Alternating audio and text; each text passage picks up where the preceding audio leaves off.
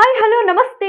ನಾನು ನಿಮ್ಮ Yashu R motivational ಚಾನಲ್ಗೆ ಸ್ವಾಗತ. ಇವತ್ತಿನ ಟಾಪಿಕ್ ಏನು ಗೊತ್ತಾ ಸ್ನೇಹಿತರೆ, ಜೀವನದಲ್ಲಿ ನಾವು ಮುಂದೆ ಸಾಗಬೇಕು ಅಂತ ಅಂದರೆ ಹಲವಾರು ಸ್ಕಿಲ್ಸ್ಗಳನ್ನ ಕಲ್ತಿರ್ಬೇಕಾಗುತ್ತೆ. ಅದರಲ್ಲಿ ಇಂಪಾರ್ಟೆಂಟ್ ಆಗಿರ್ತಕ್ಕಂಥ ಸ್ಕಿಲ್ ಏನಂತ ಅಂದರೆ ಕಮ್ಯುನಿಕೇಷನ್ ಸ್ಕಿಲ್. ಐ ಮೀನ್ ಮಾತಿನ ಕಲೆ. ಮಾತೇ ಮುತ್ತು ಮಾತೇ ಮೃತ್ಯು ಅಂತ ಹೇಳ್ತಾರೆ. ಸೊ ನಾವು ಒಬ್ಬ ಮನುಷ್ಯನನ್ನ ಗೆಲ್ಲಬೇಕು ಅಥವಾ ಈ ಪ್ರಪಂಚನ ಗೆಲ್ಲಬೇಕು ಅಂತ ಅಂದರೆ ನಮ್ಮ ಮಾತು ಎಷ್ಟು ಗೌರವಾನ್ವಿತವಾಗಿರುತ್ತೆ, ಎಷ್ಟು ಜನನ ಅಟ್ರಾಕ್ಷನ್ ಮಾಡುತ್ತೆ ಅನ್ನೋದು ಇಂಪಾರ್ಟೆಂಟ್ ಆಗುತ್ತೆ.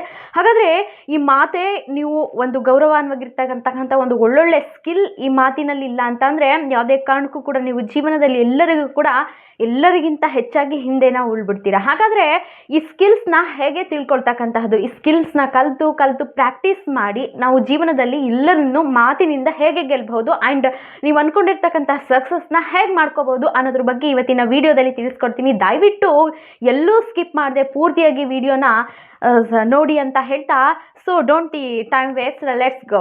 ಈಗ ನೀವು ಹಾರ್ಡ್ ವರ್ಕ್ ಕಲೀರಿ, ಸ್ಮಾರ್ಟ್ ವರ್ಕ್ ಕಲೀರಿ. ಮಾತು ಅನ್ನೋದು ಎಷ್ಟು ಮೌಲ್ಯವಾಗಿರುತ್ತೆ ಅನ್ನೋದು ಇಂಪಾರ್ಟೆಂಟ್ ಆಗುತ್ತೆ. ಹಾಗಾದರೆ ಫಸ್ಟ್ ಒನ್ ಏನಂತ ಅಂದರೆ understanding the basic of communications. I mean ಇಲ್ಲಿ ಕಮ್ಯುನಿಕೇಷನ್ಸ್ ಆ್ಯಂಡ್ ಮಾತುಗೂ ಕೂಡ ಫಸ್ಟ್ ಮೊದಲನೇದಾಗಿ ನೋಡ್ಕೊಳ್ತಾ ಹೋಗೋಣ. ಸೊ ನೀವು ಒಬ್ಬರು ಮಾತಾಡ್ತಾ ಇದ್ದೀರಾ ನಿಂತ್ಕೊಂಡು ಅಂತ ಅಂದರೆ ಅದು ಕಮ್ಯುನಿಕೇಷನ್ ಆಗಲ್ಲ. ಪ್ರಪೋಸ್ ನೀವು ಒಬ್ಬ ವ್ಯಕ್ತಿ ಅಪೋಸಿಟ್ ವ್ಯಕ್ತಿ ಹತ್ರ ಮಾತಾಡ್ತಾ ಇದ್ದೀರಾ, ಸೊ ಆ ವ್ಯಕ್ತಿ ಅದನ್ನು ಆಲಿಸ್ತಾ ಇದ್ದಾರೆ, ಕೇಳ್ತಾ ಇದ್ದಾರೆ. ಸೊ ಈ ಒಂದು ಕಂಟಿನ್ಯೂಟಿ, ಈ ಒಂದು ಆಕ್ಟಿವಿಟಿ ಯಾವಾಗ ಕಂಟಿನ್ಯೂಟಿ ಆಗ್ತಾ ಇರುತ್ತೆ ಇದನ್ನ ಕಮ್ಯುನಿಕೇಷನ್ಸ್ ಸ್ಕಿಲ್ ಅಂತಾರೆ. ಸೊ ಈ ಕಮ್ಯುನಿಕೇಷನ್ ಒಬ್ಬ ವ್ಯಕ್ತಿ ಮತ್ತೊಬ್ಬ ವ್ಯಕ್ತಿನ ಒಂದು ಕನೆಕ್ಷನ್ ಇನ್ನೂ ಹೆಚ್ಚಾಗಬೇಕಂತ ಅಂದರೆ ಒಂದು ಬೆಸ್ಟ್ ಮೆಥಡ್ ಏನಪ್ಪ ಅಂತಂದರೆ ಶೇರಿಂಗ್ ಇನ್ಫಾರ್ಮೇಷನ್.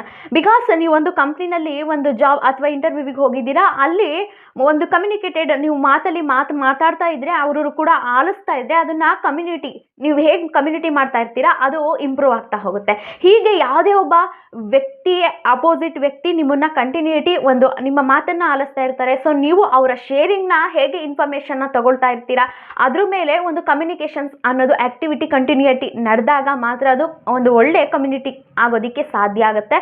ಹಾಗಾದರೆ ಈ ಒಂದು ಒಳ್ಳೆ ಕಮ್ಯುನಿಕೇಷನ್ ಸ್ಕಿಲ್ ಇರಬೇಕಂತಂದರೆ ನಾನು ಬೆಸ್ಟ್ 3 ಮೆಥಡ್ನ ಹೇಳ್ಕೊಡ್ತೀನಿ. ಆ ಮೆಥಡ್ ಯಾವ್ಯಾವುದು ಗೊತ್ತಾ? ನೀವು ಒಂದು ಒಳ್ಳೆ ತುಂಬ ಚೆನ್ನಾಗಿ ಕಮ್ಯುನಿಕೇಷನ್ ಸ್ಕಿಲ್ನ ಹೊಂದಿರಬೇಕಂತಂದರೆ ಈ 3 ವಿಷಯಗಳನ್ನ ನೀವು ನೆನ್ಪಿಟ್ಕೊಳ್ಳೇಬೇಕಾಗುತ್ತೆ. First ethos, pathos, logos. Ethos ಅಂದರೆ ಎಥಿಕ್ಸ್. ಸೊ ನೀವು ಮಾತಾಡ್ತಕ್ಕಂತಹ ವ್ಯಕ್ತಿ ಜೊತೆ ಅಥವಾ ಅವ್ರು ಮಾತಾಡ್ತಕ್ಕಂತಹ ವ್ಯಕ್ತಿಗಳು ನಿಮ್ಮ ಮಾತುಗಳ ಮೇಲೆ ತುಂಬ ಕಾನ್ಫಿಡೆನ್ಸ್ ಇದೆಯಾ, ಐ ಮೀನ್ ಮತ್ತು ತುಂಬ ನಂಬಿಕೆ ಇಟ್ಟು ಮಾತಾಡ್ತಿದ್ದೀರಾ ಅಂತ. ಸೊ ಸೆಕೆಂಡ್ ಬಂದು ಪ್ಯಾಥೋಸ್, ಸೊ ಎಂಟಿ ಅಂತ. ಸೊ ಅಂದರೆ ನೀವು ಮಾತಾಡ್ತಕ್ಕಂಥ ವ್ಯಕ್ತಿಗಳ ಮಾತಲ್ಲಿ ಅರ್ಥಪೂರ್ಣ ಇದೆಯಾ ಅನ್ನೋದನ್ನು ಗಮನಿಸ್ತಕ್ಕಂಥದ್ದು. ನೆಕ್ಸ್ಟ್ ಏನಂತ ಅಂದರೆ ಲೋಗೋ ಅಂದರೆ ಲಾಜಿಕ್. ನಿಮ್ಮ ಎದುರುಗಡೆ ಇರ್ತಕ್ಕಂತಹ ವ್ಯಕ್ತಿ ಮಾತಾಡ್ತಕ್ಕಂತಹ ಮಾತು ಎಷ್ಟು ಸ್ಟ್ರಾಂಗ್ ಆಗಿದೆ, ಎಷ್ಟು ಪವರ್ ಆಗಿದೆ, ಅವರ ಬಾಡಿ ಲ್ಯಾಂಗ್ವೇಜ್ ಹೇಗಿದೆ, ಎಷ್ಟು ಸ್ಟ್ರಾಂಗ್ ಆಗಿ ಅರ್ಥಪೂರ್ಣವಾಗಿ ಮಾತಾಡ್ತಾ ಇದ್ದಾರೆ ಅನ್ನೋದನ್ನು ಗಮನಿಸ್ತಾರೆ ಆ್ಯಂಡ್ ಗಮನಿಸಬೇಕಾಗತ್ತೆ. ಸೊ ನೀವೊಬ್ಬ ಪರಿಪೂರ್ಣ ಇವೆಲ್ಲ ಒಂದು 3 ವಿಷಯಗಳನ್ನ ತಿಳಿದಿರ್ತಕ್ಕಂತಹ ವ್ಯಕ್ತಿ ಪರಿಪೂರ್ಣ ಒಂದು ಕಮ್ಯುನಿಕೇಷನ್ ಸ್ಕಿಲ್ ಹೊಂದಿರತಕ್ಕಂತಹ ಲಕ್ಷಣಗಳನ್ನ ಹೊಂದಿರ್ತಾರೆ. ಸೊ ಈ 3 ನೀವು ಒಂದು ಒಳ್ಳೆ ಎದುರುಗಡೆ ಮಾತಾಡ್ತಾ ಇರ್ತಕ್ಕಂತಹ ವ್ಯಕ್ತಿಗಳನ್ನ ಒಂದು ಒಳ್ಳೆ ಅರ್ಥಪೂರ್ಣವಾಗಿ ಅರ್ಥ ಮಾಡಿಕೊಂಡು ಐ ಮೀನ್ ಒಂದು ಎಂಪತಿ ಮಾಡಿ. ಸೊ ಅರ್ಥ ಮಾಡ್ಕೊಳ್ಳಿ, ಮಾತಾಡ್ತಕ್ಕಂತಹ ನೀವು ಮಾತು ಕಾನ್ಫಿಡೆನ್ಸ್ ಇದೆಯಾ, ಅವರ ಫೀಲಿಂಗ್ಸ್, ಅವರ ಎಮೋಷನ್ಸ್ನ ಅರ್ಥ ಮಾಡ್ಕೊಳ್ಳಿ. ಅರ್ಥ ಮಾಡಿಕೊಂಡು ಅವ್ರು ಎಷ್ಟು ಸ್ಟ್ರಾಂಗ್ ಆಗಿದ್ದಾರೆ ಆ್ಯಂಡ್ ಎಷ್ಟು ನಂಬಿಕೆಯುತವಾಗಿ ಹೇಳ್ತಾ ಇದ್ದಾರೆ, ಕೇಳ್ತಕ್ಕಂತಹ ಕಿವಿನ ಆಲಿಸ್ತಾ ಇರ್ತಕ್ಕಂತಹ ಮಾತುಗಳು ಎಷ್ಟು ಅದ್ಭುತವಾಗಿದ್ದಾವೆ ಅನ್ನೋದನ್ನು ಗಮನಿಸಬೇಕಾಗುತ್ತೆ. ಸೊ ಒಂದು ನೀವು ರೆಸ್ಪಾನ್ಸ್ ಮಾಡಿ, ಅವರ ಎಮೋಷನ್ಸ್ನ ನೀವು ಅರ್ಥ ಮಾಡ್ಕೊಂಡಾಗ ಒಂದೊಳ್ಳೆ ಪರಿಪೂರ್ಣ ನೀವು ಕಮ್ಯುನಿಕೇಷನ್ ಸ್ಕಿಲ್ನ ಹೊಂದಬಹುದು. ಯಾಕಂದರೆ ನಾವಿಲ್ಲಿ ಒಬ್ಬ ವ್ಯಕ್ತಿ ಹತ್ರ ನಾವು ಮಾತಾಡ್ತಾ ಇದ್ದೀವಿ ನಿಂತ್ಕೊಂಡು, ಸೊ ಅವ್ರು ಏನೋ ಒಂದು ಮಾತಾಡ್ತಾ ಇದ್ದಾರೆ, ನಮ್ಮ ಪಾಡಿಗೆ ನಾವೇನೋ ಯೋಚನೆ ಮಾಡ್ತಕ್ಕಂಥದ್ದಲ್ಲ. ಅವ್ರ ಎಮೋಷನ್ಸ್ ಏನಿದೆ, ಅವ್ರ ಕಾನ್ಫಿಡೆನ್ಸ್ ಏನಿದೆ, ಅವ್ರು ಏನು ಮಾತಾಡ್ತಾ ಇದ್ದಾರೆ, ಸೊ ಅವ್ರು ಎಷ್ಟು ಅರ್ಥಪೂರ್ಣವಾಗಿ ಹೇಳ್ತಿದ್ದಾರೆ, ಎಷ್ಟು ಅವ್ರ ಮಾತಲ್ಲಿ ಸ್ಟ್ರಾಂಗ್ ಇದೆ, ಪ್ರತಿಯೊಂದು ಕಾನ್ಫಿಡೆನ್ಸ್ ಇದೆ, ಪ್ರತಿಯೊಂದನ್ನು ಅವರ ಎಮೋಷನ್ ಜೊತೆಗೆ ನಾವು ಅಟ್ಯಾಕ್ ಆದಾಗ ಖಂಡಿತವಾಗಿಯೂ ಕೂಡ ಒಂದು ಒಳ್ಳೆ communication skill and bonding and ಒಂದು ಒಳ್ಳೆ ಕಮ್ಯುನಿಕೇಟೆಡ್ ಬೆಳೀತಾ ಹೋಗುತ್ತೆ. ಆವಾಗ ನಮಗೆ ಯಾರನ್ನು ಬೇಕಾದರೂ ಕೂಡ ಗೆಲ್ತಕ್ಕಂಥ ಒಂದು ಒಳ್ಳೆ ಅವಕಾಶ ಇರುತ್ತೆ. ಸೊ ಇಲ್ಲಿ ನಾನು ಒಂದು ಬೆಸ್ಟ್ ಹೇಳ್ತೀನಿ, ಯಾಕಂದರೆ ಕನ್ನಡ, ಇಂಗ್ಲೀಷ್, ಯಾಕಂದರೆ ಇದು ನೀವು ಜೀವನದಲ್ಲಿ ಒಳ್ಳೊಳ್ಳೆ ಆಪರ್ಚುನಿಟಿ ಬೇಕು ಅಂತಂದರೂ ಕೂಡ ಇಂಗ್ಲೀಷ್ ಅನ್ನೋದು ತುಂಬಾ ಮುಖ್ಯ ಆಗುತ್ತೆ. ಇವಾಗ ನಾನು ಇಂಗ್ಲೀಷ್ ಫಿಲಮ್ ನೋಡ್ತೀನಿ ಮತ್ತು ಇಂಗ್ಲೀಷ್ ಬುಕ್ ಓದಿ ನಾನು ಇಂಗ್ಲೀಷ್ ಕಲಿತೀನಿ ಅಂದರೆ ಆಗಲ್ಲ. ತುಂಬ ಚೆನ್ನಾಗಿ ನಾನು ಇಂಗ್ಲೀಷ್ ಕಲಿಬೇಕು ಅಂತ ಅಂದವರು ಒಂದು ಕಾಂಬ್ಲಿ ಅನ್ನೋದೊಂದು ಇದಿದೆ, ಅದರಲ್ಲಿ ಆನ್ಲೈನಲ್ಲಿ ಹೋಗಿ ಕೋರ್ಸ್ ತೊಗೊಂಡು ಆ್ಯಂಡ್ ಜಸ್ಟ್ ಅದಕ್ಕೆ 9 ರೂಪಾಯಿ ಅಷ್ಟೇ ಅಲ್ಲಿ ಟ್ರೈನಪ್ಪರ್ ಇರ್ತಾರೆ. ಅಲ್ಲಿ ನಿಮಗೆ ಒಂದು 15 ನಿಮಿಷಗಳ ಕಾಲ ಟ್ರೈನರಲ್ಲಿ ಗ್ರೂಪಲ್ಲಿ ನಿಮಗೆ ಅದನ್ನು ಕಳಿಸ್ತಾರೆ. ಎಕ್ಸ್ಟ್ರಾ 2 ಮೆಂಬರ್ಸ್ ಟೀಚರ್ಸ್ ಇರ್ತಾರೆ. ನಿಮ್ಗೆ ಎಕ್ಸ್ಟ್ರಾ ಪೇಮೆಂಟ್ ಕೊಟ್ಟು ಬೇಕಾದರೆ ಅದರಿಂದ ಕ್ಲಾಸಸ್ ತೊಗೋಬೋದು. ಸೊ ಇದನ್ನು ಇಂಗ್ಲೀಷ್ ನಾನು ಕಲಿಬೇಕು ಅಂದವರು ಮಾತ್ರ ಹೇಳ್ತಾ ಇರೋದು. ಅನ್ವಯಿಸೋದು ಯಾಕಂದರೆ ತುಂಬ ನಮ್ಗೆ ಆಪರ್ಚುನಿಟಿ ಬೇಕು, ತುಂಬ ಸ್ಕಿಲ್ಸ್ ಬೇಕು, ಒಂದು ಒಳ್ಳೊಳ್ಳೆ ಅವಕಾಶಗಳು ಬೇಕು ಅನ್ನೋರಿಗೆ ಮಾತ್ರ ನಾನು ಹೇಳ್ತಾ ಇರೋದು. ಸೊ ಒಬ್ಬ ಒಳ್ಳೆ ವ್ಯಕ್ತಿ, ಯಾವುದೇ ಒಬ್ಬ ವ್ಯಕ್ತಿ ಬಂದಿರಲಿ, ಅವ್ರ ಹತ್ರ ಒಂದು ಒಳ್ಳೊಳ್ಳೆ ಕಮ್ಯುನಿಕೇಟೆಡ್ ನಡೆದಾಗ ಮಾತ್ರ ನಮ್ಮ ಮಾತಿಗೆ ಅವರು ಕೂಡ ಗೌರವವನ್ನು ಕೊಡ್ತಾರೆ. ಸೊ ಹಾಗಾಗಿ ಈ ಫಸ್ಟ್ ಪಾಯಿಂಟ್ನ ದಯವಿಟ್ಟು ನೆನಪಲ್ಲಿ ಇಟ್ಕೊಳ್ಳಿ. ಹಾಗಾದರೆ ಸೆಕೆಂಡ್ ಪಾಯಿಂಟ್ ಕಡೆ ಹೋಗೋಣ. ಸೊ ಈ ಕಮ್ಯುನಿಕೇಷನ್ ಸ್ಕಿಲ್ನ ಸೆಕೆಂಡ್ ಟಿಪ್ ತುಂಬ very important, communication trading. So ಇದರಲ್ಲಿ ನೀವೊಂದು ಒಳ್ಳೆ ಮಾಸ್ಟರ್ ಆಯಿತು ಅಂತ ಅಂದರೆ ನಿಮ್ಮ ಮಾತಿನ ಪಟಾಕಿ ನಿಮ್ಮನ್ನು ಗೆಲ್ಲೋದಕ್ಕೆ ಯಾರ ಕೈಲಿಂದನೂ ಸಾಧ್ಯ ಆಗಲ್ಲ.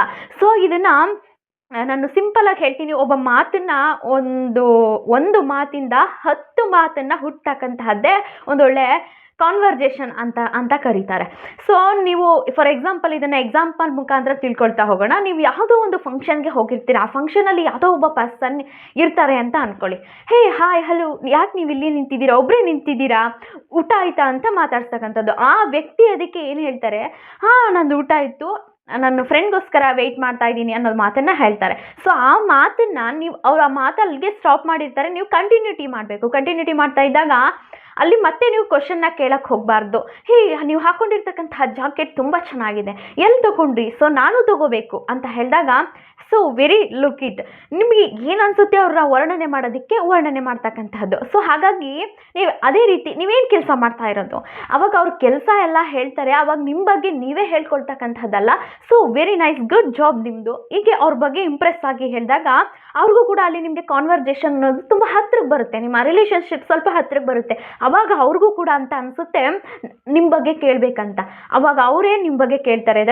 ಇದನ್ನೇ ಕಾನ್ವರ್ಜೇಷನ್ ಅಂತ ಹೇಳೋದು. ಪ್ರತಿಯೊಬ್ಬರು ಯಾವುದೇ ಒಬ್ಬ ಅನ್ನೋನ್ ಪರ್ಸನ್ ಸಿಗಲಿ, ಅವ್ರ ಹತ್ರ ಅವ್ರು ಕ್ವಶನ್ ಕೇಳಿಬಿಟ್ಟು ಆನ್ಸರ್ ಹೇಳ್ಬಿಟ್ಟು ನಾವು ಹೇಳ್ಬಿಟ್ಟು ಬಿಡ್ತಕ್ಕಂಥದ್ದಲ್ಲ, ಅವ್ರನ್ನ ಸ್ವಲ್ಪ ಇಂಪ್ರೆಸ್ ಮಾಡ್ತಕ್ಕಂಥದ್ದು, ಅವ್ರ ಬಗ್ಗೆ ಕೇಳ್ತಕ್ಕಂಥದ್ದು, ವಾವ್ ಗುಡ್ ಸೊ ನೈಸ್ ಅಂತ ಈ ಥರ ಹೇಳ್ತಕ್ಕಂಥದ್ದನ್ನು ಮಾಡೋದ್ರಿಂದ ಒಂದು ಒಳ್ಳೆ ಕಮ್ಯುನಿಕೇಷನ್ಸ್ ಆ್ಯಂಡ್ ಸ್ಕಿಲ್ನ ನಾವು ಬೆಳೆಸ್ತಕ್ಕಂಥದ್ದು. ಯಾವುದೇ ಒಬ್ಬ ವ್ಯಕ್ತಿ ಹತ್ರ ನ್ಯೂನ್ಯತೆಯಿಂದ ಮಾತಾಡ್ತಕ್ಕಂಥ ಸ್ಕಿಲ್ ಕಾನ್ವರ್ಜೇಷನ್ ಖಂಡಿತವಾಗಿಯೂ ನಡೆಯುತ್ತೆ. ನೆಕ್ಸ್ಟ್ ಟಿಪ್ಸ್ ಏನಂತ ಅಂದರೆ ಎಂಡ್ ಮ್ಯಾಟರ್ ಮೋಸ್ಟ್. ಸೊ ಇದನ್ನು 1993ರಲ್ಲಿ ಒಂದು ಎಕ್ಸ್ಪೆರಿಮೆಂಟ್ ನಡೀತೆ. ಆ ಎಕ್ಸ್ಪೆರಿಮೆಂಟ್ನಲ್ಲಿ ಪಾರ್ಟಿಸಿಪೆಂಟ್ಗೆ ಸೊ ಒಂದು ರೌಂಡ್ಸ್ನ ಕೊಡ್ತಾರೆ. ಆ ಫಸ್ಟ್ ರೌಂಡಲ್ಲಿ 1 ನಿಮಿಷದವರೆಗೆ 14 ಡಿಗ್ರಿ ಸೆಲ್ಸಿಯಸ್ ನೀರಿನೊಳಗೆ ಕೈ ಹಾಕಬೇಕು ಅನ್ನೋದು. ಸೆಕೆಂಡ್ ರೌಂಡಲ್ಲಿ ಮತ್ತು 14 ಡಿಗ್ರಿ ಸೆಲ್ಸಿಯಸ್ ನೀರೊಳಗಡೆ ಕೈ ಹಾಕೋದಲ್ಲದೆ ಮತ್ತೆ 30 ಸೆಕೆಂಡ್ 15 ಡಿಗ್ರಿ ಸೆಲ್ಸಿಯಸ್ನಷ್ಟು ಕೈ ಹಾಕಬೇಕು ಅನ್ನೋದಿರುತ್ತೆ. ಸೊ ಈ ಒಂದು ಪಾರ್ಟಿಸಿಪೆಂಟ್ ಮಾಡಾದ್ಮೇಲೆ ಅಲ್ಲೊಂದು ನಿಮಗೊಂದು ಅವಕಾಶ ಕೊಟ್ಟರೆ ನೀವೇನು ಮಾಡ್ತೀರಾ ಅಂತ ಅಲ್ಲಿ ಕೇಳ್ತಾರೆ. ಅವಕಾಶ ಏನಂತ ಅಂದರೆ ಈ 2 ರೌಂಡಲ್ಲಿ ನೀವು ಮತ್ತೆ ರಿಪೀಟ್ ಮಾಡಬೇಕು ಅಂತ ಅಂದರೆ ಯಾವ ರೌಂಡ್ ಮಾಡ್ತೀರಾ ಅಂತ ಅವರು ಕೇಳ್ತಾರೆ. ಸೊ ಅವಾಗ ಆಲ್ಮೋಸ್ಟ್ ಆ ಪಾರ್ಟಿಸಿಪೆಂಟಲ್ಲಿ ಬಂದಂತಹ ರಿಸಲ್ಟ್ 80% ಸೆಕೆಂಡ್ ರೌಂಡು. ನಿಮಗೆ ಶಾಕ್ ಆಯಿತೋ ಇಲ್ವೋ ಗೊತ್ತಿಲ್ಲ, ನನಗೆ ಶಾಕ್ ಆಯಿತು. ಯಾರಾದರೂ ಆಬ್ವಿಯಸ್ಲಿ ಕಡಿಮೆ ಯಾವುದಿರುತ್ತೆ ಅದನ್ನು ಎಕ್ಸ್ಪೆರಿಮೆಂಟ್ ಮಾಡೋದಕ್ಕೆ ಆ್ಯಂಡ್ ಈಸಿ ಇರೋದನ್ನು ತಗೊಳ್ಳೋದಕ್ಕೆ ಸಾಧ್ಯ ಆಗುತ್ತೆ. ಸೊ ಇಲ್ಲಿ ಈ ಒಂದು ಇದರಲ್ಲಿ ಏನು ಅರ್ಥ ಮಾಡ್ಕೋಬಹುದು ನಾವು ಅಂತ ಅಂದರೆ, ನೀವು ಯಾವುದೋ ಒಬ್ಬ ಪರ್ಸನ್ ಹತ್ರ ಅಥವಾ ವ್ಯಕ್ತಿ ಹತ್ರ ಮಾತಾಡ್ತಕ್ಕಂಥ ಮಾತು ಎಂಡ್ ಆಫ್ ದಿ ಮೋಸ್ಟ್ ನೀವು ಹೇಗೆ ಅಟ್ರಾಕ್ಷನ್ ಮಾಡ್ತೀರಾ ಅನ್ನೋದ್ರ ಬಗ್ಗೆ ಡಿಸೈಡ್ ಆಗುತ್ತೆ. ನೀವು ಕೆಲಸಗಳಾಗ್ತಕ್ಕಂತಹದ್ದು ಡಿಸೈಡ್ ಆಗುತ್ತೆ. ನೀವು ಮಾಡ್ತಕ್ಕಂತಹ ನೀವು ಪ್ರತಿಯೊಂದು ಮಾತಾಡ್ತಾ ಎಂಡ್ ಆಫ್ ದಿ ನೀವು ಹೇಗೆ ವಿಷಯಗಳನ್ನ ಮ್ಯಾಟರ್ನ ಅವ್ರಿಗೆ ಎಂಡಲ್ಲಿ ಕೊಡ್ತೀರೋ ಅದು ತುಂಬ ಖುಷಿ ಕೊಡುತ್ತೆ. ಅವ್ರ ಮನೆಗೆ ಹೋಗು ಕೂಡ ಅದನ್ನೇ ತುಂಬ ಖುಷಿಪಟ್ಟು ಯೋಚನೆ ಮಾಡ್ತಾ ಇರ್ತಾರೆ. ಸೊ ನಿಮ್ಮ ಬಗ್ಗೆ ತುಂಬ ಖುಷಿ ಪಡ್ತಾರೆ. ಸೊ ಹಾಗಾಗಿ ನೀವು ಲಾಂಗ್ ಟರ್ಮ್ ನೀವು ಮಾತಾಡ್ತಿರ್ತಕ್ಕಂಥ ಎಲ್ಲ ವಿಷಯಗಳನ್ನೂ ಮರ್ತಿರ್ತಾರೆ. ಸೊ ನೀವು ಎಂಡ್ ಮಾಡಿರ್ತೀರಲ್ಲ ಮ್ಯಾಟರ್ಸ್ನ, ತುಂಬ ಒಂದು ಖುಷಿ ಕೊಡ್ತಕ್ಕಂತಹ, ತುಂಬ ಒಂದು ಇಂಪ್ಲಿಮೆಂಟ್ ಮಾಡ್ತಕ್ಕಂತಹ ವಿಷಯಗಳನ್ನ ನೀವು ಮಾತಾಡಬೇಕಾಗುತ್ತೆ. ಆವಾಗ ಮಾತ್ರ ನೀವು ಒಂದೊಳ್ಳೆ ಕಮ್ಯುನಿಕೇಷನ್ಸ್ ಆ್ಯಂಡ್ ನಿಮ್ಮನ್ನು ನೆನಪಲ್ಲಿ ಇಟ್ಕೊಳ್ತಕ್ಕಂತಹ ಆ್ಯಂಡ್ ನಿಮ್ಮ ಕೆಲಸಗಳು ಕೂಡ ಆಗ್ತಕ್ಕಂತಹದಕ್ಕೆ ತುಂಬಾ ಖುಷಿ ಪಡ್ತಾರೆ. ಯಾಕಂದರೆ ಎದುರುಗಡೆ ವ್ಯಕ್ತಿಗಳು ನೀವು ಎಂಡ್ ಆಫ್ ದಿ ಹೇಗೆ ಮಾಡ್ತೀರಿ ಅನ್ನೋದ್ರ ಮೇಲೆ ಡಿಪೆಂಡ್ ಆಗುತ್ತೆ. ಅದನ್ನು ಹೇಗೆ ಆ ವಿಷಯನ ನೀವು ಎಂಡ್ ಮಾಡುವಾಗ ಆ ವಿಷಯ ಹೇಗಿರ್ಬೇಕಂತ ಅಂದರೆ, ಅವ್ರು ಯಾವ ಟೈಮಲ್ಲಾದರೂ ಕೂಡ ಆ ವಿಷಯಗಳನ್ನ ಪದೇ ಪದೇ ನೆನಪಲ್ಲಿ ಲಾಂಗ್ ಟರ್ಮಾಗಿ ಉಳ್ಕೊಳ್ಬೇಕು. ಆ ಥರದ ವಿಷಯನ ನೀವು ಎಂಡ್ ಮಾಡಬೇಕಾಗತ್ತೆ, ವಿಷಯನ ಕ್ಲೋಸ್ ಮಾಡಬೇಕಾದ್ರೆ. ನೆಕ್ಸ್ಟ್ ಪಾಯಿಂಟ್ ಏನಂತ ಅಂದರೆ, keep the conversation interesting.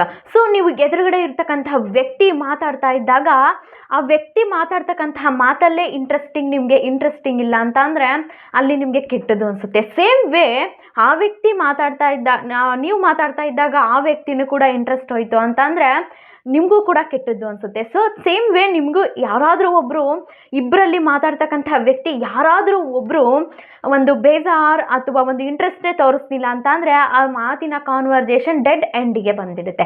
So ಹಾಗಾಗಿ ಇಬ್ಬರು ಕೂಡ ಆ ಮಾತಾಡ್ತಕ್ಕಂಥ ಮಾತು ನೀವು ಹೇಗೆ ಖುಷಿ ಕೊಡಬೇಕಂತಂದರೆ ಎಂಡ್ ಆಫ್ ದಿ ಅವರು ನಿಮ್ಮ ಮಾತನ್ನು ಎಷ್ಟು ಇಂಟ್ರೆಸ್ಟ್ ಆಗಿರಬೇಕು ಅಂದರೆ ಅವ್ರು ಕೊನೆಗೆ ಮನೆಗೆ ಹೋಗಿದ್ರು ಕೂಡ ನಿಮ್ಮ ಮಾತಿನ ಬಗ್ಗೆನೇ ಕೂಡ ಯೋಚನೆ ಮಾಡ್ತಾ ಇರಬೇಕು. ಸೊ ಹಾಗಾಗಿ ಅಲ್ಲಿ ಒಂದು ಗುಡ್ ಕಾನ್ವರ್ಜೇಷನ್ ನಡೆಯುತ್ತೆ. ಸೊ ವಾವ್, ಈ ವ್ಯಕ್ತಿ ಎಷ್ಟು ಇಂಟ್ರೆಸ್ಟಿಂಗ್ ಆಗಿದಾನಲ್ವಾ ಅನ್ನೋ ಒಂದು ಕಾನ್ವರ್ಜೇಷನ್ ಇರುತ್ತೆ. ಸೊ ಮತ್ತೆ ನೀವು ಇದೇ ರೀತಿ ಕಂಟಿನ್ಯೂಟಿ ಅವ್ರು ಮಾತಾಡ್ತಕ್ಕಂಥ ವ್ಯಕ್ತಿ ಜೊತೆ ಕ್ವಶನ್ಸ್ನ ಕೇಳ್ತಾ ಇರಬೇಕು. ಅಲ್ಲಿಗೆ ಸ್ಟಾಪ್ ಮಾಡ್ತಕ್ಕಂಥದ್ದಾಗಬಾರ್ದು. ತುಂಬ ಆಲಿಸ್ಬೇಕು ಆ ಮಾತನ್ನು. ಅವರ ಎಮೋಷನ್ಸ್ನು ಕೂಡ ಅರ್ಥ ಮಾಡ್ಕೊಳ್ತಕ್ಕಂಥದ್ದು ತುಂಬ ಇಂಪಾರ್ಟೆಂಟ್ ಆಗುತ್ತೆ ಅಲ್ಲಿ. ಲಾಸ್ಟ್ 5th ಪಾಯಿಂಟ್ ಏನಂತ ಅಂದರೆ ಫೋಕಸ್ ಕ್ವಶನ್ಸ್. ಸೊ ನೀವು ಯಾವುದೇ ಒಬ್ಬ ವ್ಯಕ್ತಿ ಹತ್ರ ಮಾತಾಡ್ತಾ ಇರಬೇಕಾದ್ರೆ ನೀವು ಯಾವುದೇ ವಿಷಯದ ಬಗ್ಗೆ ಮಾತಾಡಿ ಒಂದು ಸ್ಪೆಷಲ್ ಫೀಲ್ನ ಅವ್ರ ಎದುರುಗಡೆ ಬರೆಸ್ಬೇಕು. ಸೊ ನೀವು ಯಾವುದೇ ಒಬ್ಬ ವ್ಯಕ್ತಿ ಹತ್ರ ಮಾತಾಡಬೇಕಾದ್ರೆ ಹೀಗೊಮ್ಮೆ ಮಾತಾಡಿ. ಸೊ ನೀವು ಒಬ್ಬ ಒಳ್ಳೆ ಪರ್ಸನ್ ಅಂತ ನಿಮ್ಗೆ ಅನಿಸುತ್ತಾ, ನೀವು ಒಂದು ಒಳ್ಳೆ ಹೆಲ್ಪ್ಫುಲ್ ಪರ್ಸನ್ ಅಂತ ಅನಿಸುತ್ತಾ, ನೀವು ಒಳ್ಳೆ ಗುಡ್ ಹೆಲ್ತರ್ ಅಂತ ನಿಮ್ಗೆ ಅನಿಸುತ್ತಾ. ಸೊ ಆವಾಗ ಆ ವ್ಯಕ್ತಿಗೆ ಒಂದು ಕ್ವಶನ್ ಅನ್ನೋದು ಹುಟ್ಟುತ್ತೆ. ನೀವು ಏನೇ ಒಂದು ಈ ಥರ ಕೇಳ್ತಿದ್ದಾರೆ, ನಾವೊಂದು ಹೆಲ್ಪ್ಫುಲ್ ಪರ್ಸನ್ ಒಂದು ಹೆಲ್ಪಿಂಗ್ ನೇಚರ್ ಅನ್ನೋದು ಹುಟ್ಕೊಳ್ಳುತ್ತೆ. ನೀವು ಯಾವುದೇ ಪ್ರತಿಯೊಂದು ಕ್ವಶನ್ನ ಕೇಳ್ತಾ ಇರ್ಬೇಕಾದ್ರೆ ಒಂದು ಒಳ್ಳೆ ಫೀಲ್ ಬರಬೇಕು ಅವ್ರಿಗೆ. ಎಂಡ್ ಆಫ್ ದಿ ನೀವು ಏನೇ ಒಂದು ಕ್ವಶನ್ ಕೇಳಿದ್ರು ಹಾಂ ಅಂತ ಇರಬೇಕು. ಆ ರೀತಿ ಅವರಲ್ಲಿ ಒಂದು ಫೀಲ್ ಗೇಮ್ ಕಂಬೈನ್ನ ಮಾಡಿದಾಗ ನಿಮ್ಮಲ್ಲಿ ಒಂದು ಒಳ್ಳೆ ಇಂಟ್ರೆಸ್ಟಿಂಗ್ ಪರ್ಸನ್, ಒಂದು ಒಳ್ಳೆ ಕಮ್ಯುನಿಕೇಷನ್ ಸ್ಕಿಲ್ ಅನ್ನೋ ಮನೋಭಾವನೆ, ನಿಮಗೂ ಆತ್ಮವಿಶ್ವಾಸ ಬರುತ್ತೆ. ಸೊ ಅವ್ರಿಗೂ ಕೂಡ ಇಂಟ್ರೆಸ್ಟ್ ಬರುತ್ತೆ. ಸೊ ಹಾಗಾದರೆ ನಿಮಗೆ ಈ ವಿಡಿಯೋ ಇಷ್ಟ ಆಗಿದ್ರೆ ಆ್ಯಂಡ್ ಹೆಲ್ಪ್ಫುಲ್ ಆಗಿದೆ ದಯವಿಟ್ಟು ಒಂದು ಲೈಕ್ ಮಾಡಿ. ಹಾಗೆ ಯಾರೆಲ್ಲ ನನ್ನ ಚಾನಲ್ಗೆ ಸಬ್ಸ್ಕ್ರೈಬ್ ಆಗಿಲ್ಲ ದಯವಿಟ್ಟು ಚಾನಲ್ಗೆ ಸಬ್ಸ್ಕ್ರೈಬ್ ಆಗಿ ಎಲ್ರಿಗೂ ಕೂಡ ಶೇರ್ ಮಾಡಿ ಅಂತ ಹೇಳ್ತಾ ನೆಕ್ಸ್ಟು ಎಪಿಸೋಡಲ್ಲಿ ಇಂತಹದ್ದೇ ಯೂಸ್ಫುಲ್ ಇನ್ಫಾರ್ಮೇಷನ್ ತರ್ತೀನಿ. ಅಲ್ಲಿವರೆಗೂ ಬರೋಣ್ವೆ. ನಮಸ್ತೆ.